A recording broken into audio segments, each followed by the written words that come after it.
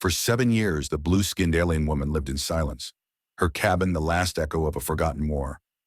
Until one dusk, the ground shook. 7 giant humans stood at her gate, watching, waiting, not asking to enter, but daring her to decide if she would face them or finally live again. Soraya Vale had forgotten how footsteps sounded. For years, only the hum of her hive beasts and the creak of her wooden cabin filled the air. The war had ended long ago, but the world it left behind was still scarred, still suspicious, still quiet. She had learned to survive with silence as her only companion. But that evening, silence broke. The alien woman stood outside her cabin, her cobalt skin glowing faintly in the twilight, when she felt it first. Ground tremors, heavy, deliberate, not the rhythm of raiders or the shuffle of settlers. These were deeper, steadier. When she looked up, her breath caught. 7 giants stood at the edge of her clearing. Not aliens, not colonists. Humans. They loomed tall, armored but weary, shadows spilling across the dirt like a second horizon. Their presence was unshakable, the kind that didn't ask permission. Soraya's hand drifted to the plasma rifle propped by the doorway, but her fingers stopped short. They weren't advancing. They were waiting. The tallest among them, broad as a fortress wall, finally stepped forward. His voice was low, edged with exhaustion, but carried the authority of a man used to command. "We're not here to fight. We need water, shelter, that's all." Soraya's throat tightened. Humans, the very species her people had once called destroyers. The species she had promised herself never to trust. Yet here they were, 7 of them, battle-marked, eyes watchful but not cruel. Her instinct screamed, "Send them away." Her loneliness whispered, "Let them stay." She straightened, braids slipping loose against her shoulder, and forced her voice steady. "This land is mine. You will take what you need and leave." A younger human, lean, sharp-eyed, with a restless grin, lifted a hand in mock salute. "Fair enough. A trough, some shade, and we'll be ghosts by nightfall." But Soraya had seen enough wanderers to know ghosts rarely vanished when they found comfort. The humans dismounted with surprising grace. Their boots struck the ground like ritual, no dust kicked up, no careless noise. Even their great machines, their horses of steel and alloy, lowered with mechanical groans that sounded almost respectful. Soraya's pulse raced as she studied them. 7 giants from a species she'd been taught to fear. One carried tools at his belt. Another hummed under his breath, as though he had already made himself at home. And the commander, the broad one who hadn't broken eye contact, paused at her porch, then slowly removed his boots before setting foot on her steps. A strange flutter stirred in her chest. Not fear, not anger, something else, something dangerous. Inside, her kettle hissed. Reflex made her move to prepare tea, though she stopped halfway, reminding herself these men were not hers to serve. They were passing shadows, nothing more. And yet, when she stepped back outside, the 7 humans remained, calm, waiting, watching her the way the horizon watches a storm. For the first time in years, Soraya realized silence no longer belonged to her. The clearing outside Soraya's cabin felt smaller than it ever had before. 7 humans filled the space like carved stone guardians, too large, too present, too alive. She stood with her back to the door, braid slipping over her shoulder, trying not to let them see her hesitation. The broad-shouldered commander, the one who had spoken first, remained still, arms loose at his sides. He didn't look at her cabin, her rifle, or even the insect hives that pulsed faint light from the garden. He looked only at her, his gaze steady but not sharp, like someone studying a horizon he meant to understand. The restless one broke the silence first. He crouched near the fence, ran a hand over the cracked alien wood, and whistled. "This gate's about to collapse. Mind if I mend it? Beats sitting around looking ugly?" Soraya folded her arms. "You ask permission while standing uninvited." And he flashed a grin, white teeth catching the last of the dusk glow. "Would you prefer we just do it without asking?" She almost smiled, but pressed her lips firm instead. "Do what you like with the fence. Do not touch the hives." He gave a playful salute and pulled tools from his belt. The others spread out with quiet efficiency, one tending their steel steeds, another checking weapons, 2 lowering themselves by the tree as if honoring the ground. Only the commander remained near her steps. When Soraya retreated inside, her hands betrayed her.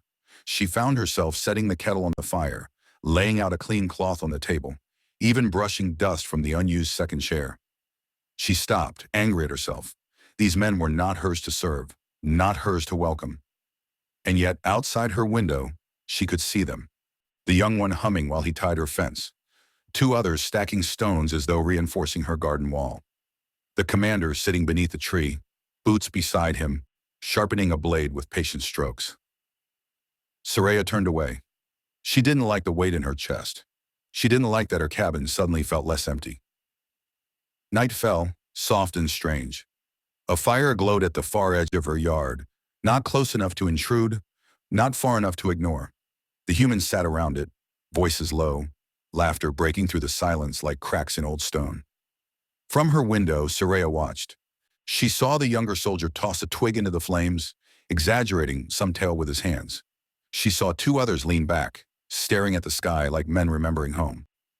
And she saw the commander, Kale she thought his name might be, lift his head toward the stars and simply sit there, unmoving, as though listening to a song only he could hear. Her chest fluttered again. Dangerous, that feeling. Yeah. When Soraya lay down that night back to the door, she realized the cabin itself felt different. It creaked with weight, with presence, as if after years of silence it was learning to breathe again. Her hand drifted to the empty space beside her. She closed her eyes quickly, angry at herself, but the fire's glow lingered in her mind. By morning, her routine was broken. Instead of silence, the sound of hammering drifted through the air. She stepped outside to find Kale at the barn, splitting alien wood with slow, deliberate strikes. Not violent, necessary. Each swing ended in calm precision, as though the act itself was a kind of prayer. Near the coop, the restless soldier, Ryan, was crouched again, this time fixing a crooked hinge. He spoke to the fowl in mock-serious tones. "Stay put, ladies. I'm the only rooster you'll ever need." The birds clucked in confusion, and Soraya, despite herself, let out a small laugh. Both men froze. Ryan grinned, triumphant. "See? Even the lady of the house approves." Kale didn't smile, but he paused mid-swing, his gaze flicking to Soraya. No words, just an acknowledgement. A silent, grounding presence that made her feel both seen and unsettled. Soraya crossed her arms tightly, but she couldn't shake the truth forming quietly in her mind. She didn't want them to leave. And that realization, more than raiders or war or shame, terrified her most of all. By the third day, Soraya had almost forgotten what silence felt like. Her cabin, once a hollow shell filled only with the hum of hives, now carried the rhythm of foreign boots and the occasional laughter of men who were not supposed to be there. She hated how much she didn't hate it. Kale's axe rose and fell with quiet precision, each strike a reminder that the man could kill with violence, but chose discipline instead. Ryan filled the air with jokes, humming wildly off-key as he patched her fence and argued with her fowl. The others moved like a single organism, collecting water, tightening weak boards, watching the horizon with eyes sharpened by war. But peace never lasted long on this world. It began with the delivery boy, an alien youth from the nearby settlement. He brought Soraya seed packs once a month, always quick to leave, always careful not to linger. This time, his hands trembled when he placed the sack on her porch. "My mother says I shouldn't come anymore," he muttered. "They're saying you've taken in humans." Soraya stiffened. Behind her, she knew Kale had heard. He didn't move, didn't speak, but she felt his shadow in the doorway. "They say," the boy went on, "you've forgotten what they did to us, that you'd rather share your fire with giants than your own kind." Soraya's voice came out sharper than she intended. "Tell your mother my soul grows food, my hives give light, my water stays clean. What have the others given me but silence?" The boy flushed red, shifting from foot to foot. "Didn't mean to anger you. I'll tell her." He turned quickly, nearly running back down the path. When the dust settled, Soraya realized her fists were clenched so tight her nails dug into her palms. Kale stepped forward then, still silent. His presence was heavy, like the earth itself had leaned closer. He didn't offer comfort, not in words. Instead, he placed something in her hand, a strip of metal, etched with a symbol not from her people, not from hers at all. She stared at it. "What does this mean?" "Survivor," Kale said simply. Her breath caught. The word struck deeper than any insult ever had. She thought of her mate, executed as a traitor. She thought of the whispers. She didn't cry. She didn't fight. She let him hang. She had lived with that stain, that hollow ache for years. But Cale's eyes held no pity, no accusation, only recognition. "I'm not what they think I am," she whispered. "I know," he replied. The simplicity of it nearly broke her. Later, as dusk wrapped the clearing, Ryan came to her door holding a dented tin cup. "Your hens like me better than the others. Gave me 3 eggs. Thought I'd share." She arched a brow. "You're bribing me with my own food?" He grinned. "Diplomacy, lady. Humans are masters of it." Despite herself, Soraya felt a laugh escape. A real laugh, sharp and unpracticed. The kind she hadn't heard from her own throat in years. The sound startled her more than it startled him. That night, the 7 men sat around their fire again. Soraya watched from the window as Ryan spun another tale, hands painting pictures in the flames, while Cale sat unmoving, the symbol he had carved for her resting between them. Her chest ached with something she didn't want to name.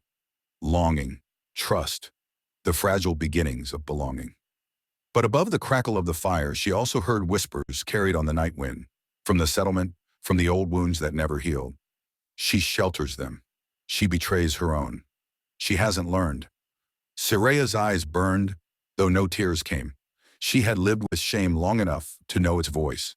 But for the first time in years, she wasn't standing in it alone. The 4th night did not come quiet. Soraya felt it before she saw them. The vibration of approaching machines, the uneven rhythm of riders, too careless to hide. Dust rose at the edge of her valley, and with it came the scent of iron and old blood. Raiders. Cale straightened from where he had been mending the fence, hammer still in his grip. He did not reach for his rifle. He didn't have to. The weight in his posture was warning enough. 7 humans stepped into formation without a word, each moving like a part of the same body. Soraya had seen soldiers before during the war, but never like this. Never with discipline that looked more like ritual than violence. 3 raiders dismounted, swaggering toward her porch. The leader, a brute with scars crisscrossing his jaw, spat into the dirt and let his gaze crawl over her cabin. "Well, well, the alien widow who sings to insects. Didn't think you'd take in strays. Or do they sleep in your bed now?" The words were meant to cut. Years ago they would have. Soraya stood tall, chin lifted, refusing to flinch. Ryan laughed softly from where he leaned against the fence, voice light but edged. "Careful, you're standing on someone else's land, and she doesn't like pests." The brute sneered. "She's nothing, a husk, a traitor." Cale stepped forward then, not rushing, not loud, just one step, hammer still in hand. His shadow stretched across the ground, swallowing the raider's boots. "You came for noise," he said, voice low, steady. "You've made it. Now leave." The raiders chuckled, but their laughter thinned as Cale's silence pressed harder than any threat. When the leader's hand twitched toward his weapon, the hammer left Cale's hand like a thunderbolt. It struck the dirt inches from the man's boot, sinking deep enough to rattle the earth. The valley went still. Soraya's pulse roared in her ears, but she didn't move. Not this time. She met the raider's gaze with a fire she hadn't felt in years. "You're on my land," she said, "and I do not bow." The brute hesitated, jaw clenching, but something in Cale's stillness, in the 7 humans standing shoulder to shoulder behind him, broke his will. He spat again, muttered a curse, and retreated to his mount. The others followed, their retreat louder than their arrival. When the dust cleared, Soraya realized her hands were trembling. Cale turned toward her then, eyes steady, voice as calm as the night sky. "You stood taller than they did." Her breath shook, but she managed to answer. "I've been standing alone a long time." "Not tonight," he said simply. And in that moment, she believed him. Days after the raiders fled, the valley felt changed. Not in sound, the hive still hummed, the wind still bent the alien grass, but in weight. Soraya's cabin no longer stood alone against the horizon. It stood with 7 giants at its side. She had carved a new sign above her door. "All are welcome who mean no harm." The words were etched in both her tongue and theirs, the metal glinting bright against old wood. For the first time in years, she didn't hide her name. The settlers noticed. Some left small gifts at her fence, a basket of dried roots, a vial of seed dust, even a pie that smelled faintly of spice. Others still turned away when she entered the market, but she no longer bowed her head. Shame had slipped from her shoulders like a broken cloak. Kale never spoke more than necessary. But when he worked beside her, splitting wood, lifting beams, carrying water, she felt his silence differently. Not as absence, but as presence. He was steady ground, and after years of drifting, she had found her footing again. Ryan, of course, filled the air with chatter. He teased her hives, whistled badly, and declared himself a champion of alien poultry. Soraya often rolled her eyes, but she laughed more now than she had in half a lifetime. One evening, as dusk draped itself across the hills, Soraya set a pot of stew on the porch. She didn't invite the humans to share, not with words. She simply placed the bowls in front of them and sat down. The men ate without ceremony, without question, as though the act itself sealed something unspoken between them. Later, when the stars swelled overhead, Soraya turned to Kale. "Why did you stay?" she asked quietly. He considered before answering. "Because you no longer stand alone." Her chest tightened, but this time it wasn't fear. Seasons passed, and Dalton's outpost, once just a forgotten cabin, earned a new name among the colony maps. Vale's Haven. Traders stopped there, settlers found safety there, and whispers of betrayal faded into murmurs of respect. Children chased the glowing hives, laughter carrying through the air. Farmers leaned on their plows to watch the 7 giants work the fields beside her. Soraya herself walked through the market again, her head high, her braid neat, her voice steady.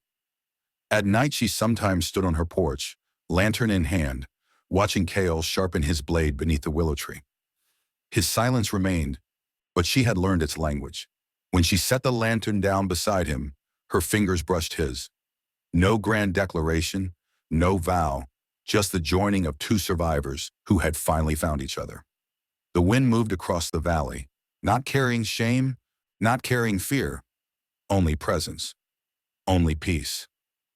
And for the first time in 7 long years, Soraya Vale smiled into the dark, knowing she was never alone again.